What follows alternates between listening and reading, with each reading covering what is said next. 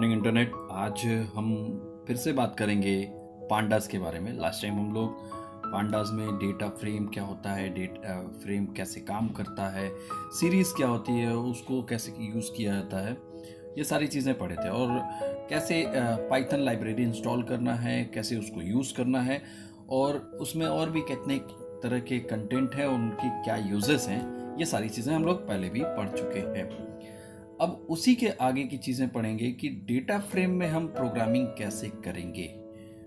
मतलब उसके बारे में तो थ्योरेटिकली हम जान चुके हैं, लेकिन प्रैक्टिकली हम उसको यूज़ कैसे करेंगे, आज हम उसके बारे में ये जानने की कोशिश करेंगे। तो सबसे पहले आपको कुछ नहीं करना है, आपको बस अपना एक आइडियली आपके कंप्यूटर में, जो भी आपके कंप्यूटर में आइडियली है, आपके पास एनाकोंडा है, आपके पास पाइथन 3.5 है, 3.2 है या 2.5 है, जो भी है वो आइडियली आप ओपन करेंगे, एक न्यू फाइल ओपन करेंगे। न्यू फाइल में आपको क्या करना है, अगर आपके पास पहले से पांडा इंस्टॉल है तो, यानी कि पांडा लाइब्रेरीज आपको इंस्टॉल करनी पड़ेगी। वो कैसे होगा मैंने पीछे लास्ट वीडियो में बता दिया था, तो आप उसको देख सकते हैं। तो पांडा हमारे पास इंस्टॉल है तो हम आइडियली ओपन करेंगे और उसमें एक न्यू फाइल ओपन करके हम अपनी प्रोग्रामिंग लिखना शुरू कर देंगे। लेकिन लिखने से पहले हमें पांडा को इंपोर्ट करना होगा। तो यहाँ पे देखिए कि सबसे बड़ी बात ये समझिए कि ये आउटपुट हमको चाहिए। ये आउटपुट जो आपका है यही हमको डिस्प्ले करना है, ऐसे ही कुछ मेरा डेटा अरेंज हो जाए।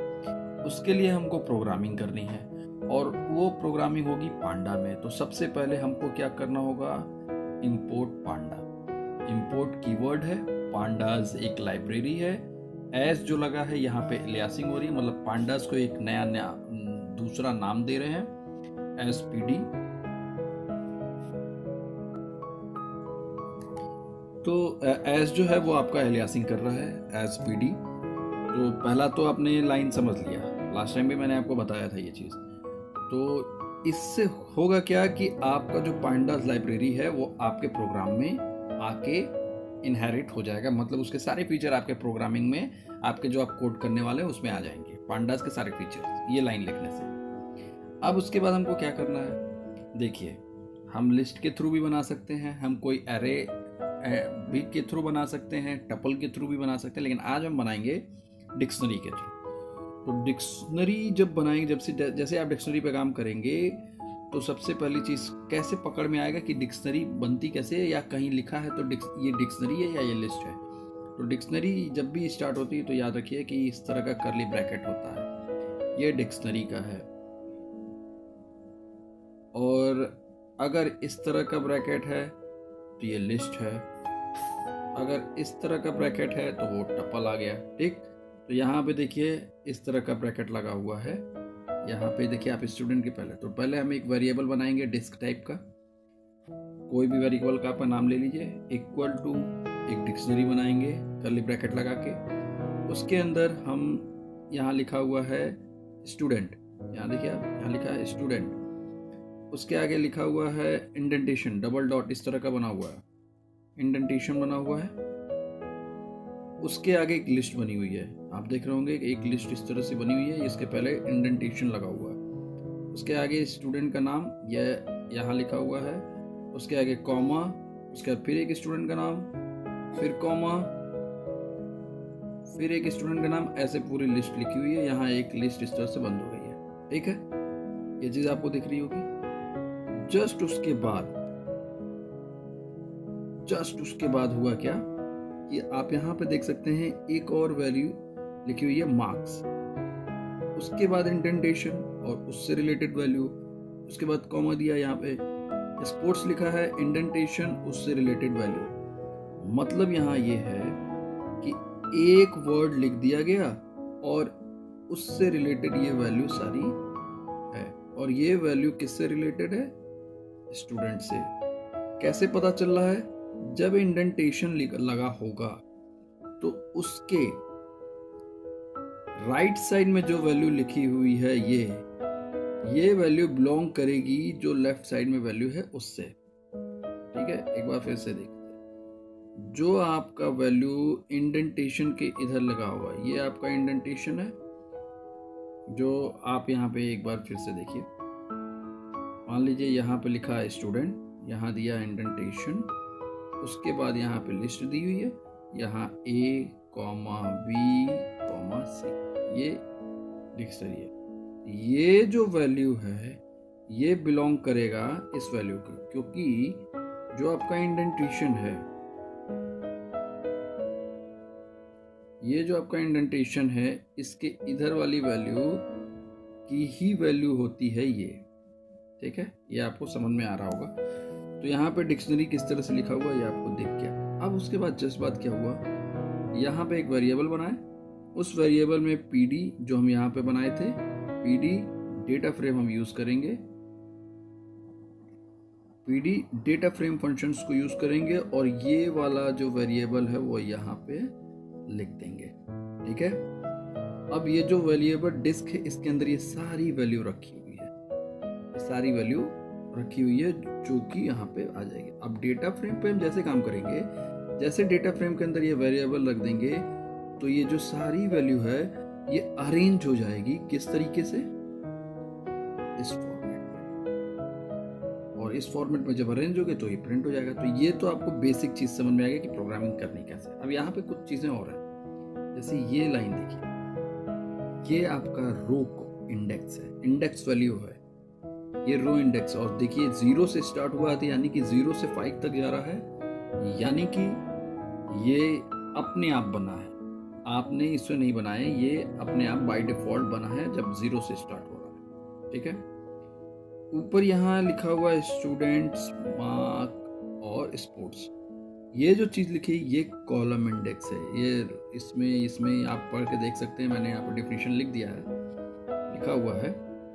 ठीक, तो ये कौन सा है, ये रो इंडेक्स है, ये कौन सा है, ये कॉलम इंडेक्स है। ठीक है, अब यहाँ पे देखिए कैसे पता चला कि ये कॉलम इंडेक्स है। जब इंडेंटेशन के इधर वाली जो वैल्यू होगी वो हमेशा कॉलम इंडेक्स होगी। ठीक है, और आगे के प्रोग्राम में बताएंगे कि इधर वाली वैल्यू कैसे हम एडिट करेंगे। तो ये चीजें समझ में आई। इंडेक्स के इधर जो स्टूडेंट है वो हमेशा इंडेक्स के पहले जो वैल्यू लिखी होगी वो कॉलम में जाएगी, और इंडेक्स के बाद वाली जो वैल्यू लिखी होगी वो उस कॉलम की वैल्यू हो जाएगी। यहाँ पे देखिए लिखा हुआ है स्टूडेंट, कॉलम बन गया, स्टूडेंट के अंदर बच्चों का नाम लिखा हुआ, स्टूडेंट्स का नाम लिखा, वो उसके लिस्ट में आ गई। मार्क्स देखिए वो कॉलम बन गया, मार्क्स के अंदर जो लिस्ट में नंबर लिखा हुआ वो नंबर आ गया, मार्क्स मिल गए। स्पोर्ट्स वो लिखा हुआ है, स्पोर्ट्स कॉलम इंडेक्स बन गया, और वही चीज उसकी वैल्यू नीचे उसके आगे। अब यहाँ पे आगे एक एग्जांपल आएगा, अगर इस तरह का कुछ लिखा है, मान लीजिए T indentation student indentation list, ठीक, तब अगर 2 बार इंडेंटेशन आ गया है तो उस कंडीशन में ये वाला कॉलम इंडेक्स होगा और ये वाला रो इंडेक्स होगा, यानी कि जो पहले आएगा, सबसे पहले इंडेक्स में आएगा वही कॉलम बनेगा, दूसरा वाला है या तो इंडेंटेशन के बाद अगर वो वैल्यू है और उसके बाद फिर इंडेंटेशन है, तो आगे वो लिस्ट वाली जो वैल्यू वो इंडेक्स में आएगी। थोड़ा सा कंफ्यूजिंग हो रहा है, आगे के एग्जांपल में आपको अच्छे से समझ में आ जाएगा। तो ओवरऑल ये जो प्रोग्राम लिखा हुआ है, इस प्रोग्राम का टोटल आउटपुट यहाँ पे इस तरह का आएगा, और यही काम करने के लिए हमको पढ़ना होता है डेटा फ्रेम। बस इतना ही काम डेटा फ्रेम करता है। अब आप कहेंगे सर इतना ही सा काम करता है, लेकिन इतना तामझाम क्यों पढ़ रहे हैं हम लोग? तामझाम इसलिए पढ़ रहे हैं कि मान लीजिए इन फ्यूचर आपका चल के कहीं जॉब लगती है IT सेक्टर में, और वहाँ पे अगर आपको काम मिलता है कि हमारे एम्प्लॉयज़ के सारे डेटा अरेंज करिए, हमारे सारे जो डेटा मैनिपुलेशन हो रहा है, या ये भी हटा दीजिए, आप किसी ई-कॉमर्स साइट पे काम कर रहे हैं, मतलब आपके पास आपकी खुद की अपनी कोई ई-कॉमर्शियल साइट है जैसे फ्लिपकार्ट या और कोई वेबसाइट है, तो वहाँ पे हर एक, जैसे मोबाइल फ़ोन है तो मोबाइल फ़ोन की अलग अलग कई सारी कंपनियाँ होंगी, अलग अलग रैम होगा, अलग अलग मेमोरी होगा, कैमरा होगा, उसका अलग ब्रांड का होगा, अलग अमाउंट का होगा, लेकिन ये सारे एक डिवाइस कहलाते हैं, वो है मोबाइल या स्मार्टफोन। तो वो एक कैटेगरी हो गई, उस कैटेगरी के अंदर सारी चीज़ें कैसे मैनेज होंगी वो चीज़ होगा डेटा फ्रेम के थ्रू। ठीक है, तो ये आप जब आगे पढ़ते जाएंगे तो और भी समझ में आएगा। चलिए इसके जस्ट बाद इसी एग्जांपल पे एक और वैल्यू समझ लेते हैं। बस यहाँ पे कुछ नहीं समझना, वही सारी चीज़ें हुई हैं, कुछ खास नहीं है इसमें। आप देख रहे होंगे यहाँ पे कुछ खास नहीं है, बस चेंज किया हुआ है, ये वाली लाइन चेंज हो गई है। और ये वाली लाइन कहाँ चेंज आई है, देखिए डेटा फ्रेम के अंदर। डेटा फ्रेम के अंदर उस वाले प्रोग्राम में बस हमने केवल एक वेरिएबल लिख दिया था। अब क्या किया, कॉमा लगा के इंडेक्स लिख दिया, कॉमा लगा के इंडेक्स लिख दिया। तब हो क्या रहा है, इंडेक्स लिखने के बाद हो क्या रहा है कि जो मेरा यहाँ पे 0 से इंडेक्स चल रहा था ये एडिट हो गया। अब हम इसको अपने हिसाब से लिख सकते हैं, यहाँ इंडेक्स लिख दिया। ठीक, ये समझ में आ रहा है। बस यही इतना इस प्रोग्राम में चेंज है कि हम इस वाले इंडेक्स वैल्यू को कैसे चेंज करेंगे। वो चेंज कहाँ से हो रहा है, ये देखिए डेटा फ्रेम के अंदर हो रहा है, ऊपर कहीं नहीं हो रहा है और कहीं नहीं। याद रखिएगा, डेटा फ्रेम के अंदर वेरिएबल लिखेंगे, कॉमा लगाएंगे, इंडेक्स लिखेंगे और एक ऐसा लिस्ट बनाएंगे, उसमें वैल्यू लिख देंगे। जो वैल्यू लिखेंगे वो वैल्यू यहाँ आ जाएगी, लेकिन वो वैल्यू हमेशा कॉमा से सेपरेटेड होना चाहिए। ठीक है, बस इस प्रोग्राम में इतना ही है, उसके बाद और कुछ नहीं। आइए एक और प्रोग्राम देख लेते हैं। जो अभी मैं एग्जांपल आपको समझा रहा था कि इंडेंटेशन के अंदर इंडेंटेशन है तो कैसे, कौन सा कॉलम बनेगा, कौन सा रो इंडेक्स बनेगा, कौन सा कॉलम इंडेक्स बनेगा, फॉरगेट इट। आप अब इस सीधा इस एग्जांपल पे आते हैं। ये एग्जांपल डेटा फ्रेम का है, ये भी 2 डायमेंशन डिक्शनरी के तौर पे काम करेगा। अब क्या है कि यहाँ पे देखिए आप एक डिक्शनरी बन गई, दूसरी डिक्शनरी बन गई, तीसरी डिक्शनरी बन गई। ठीक है, 2015, 2016, 2017। इसमें क्या है, Q1 की ये वैल्यू है, Q2 की ये वैल्यू है, Q3 की ये फीस है, Q4 का ये फीस है।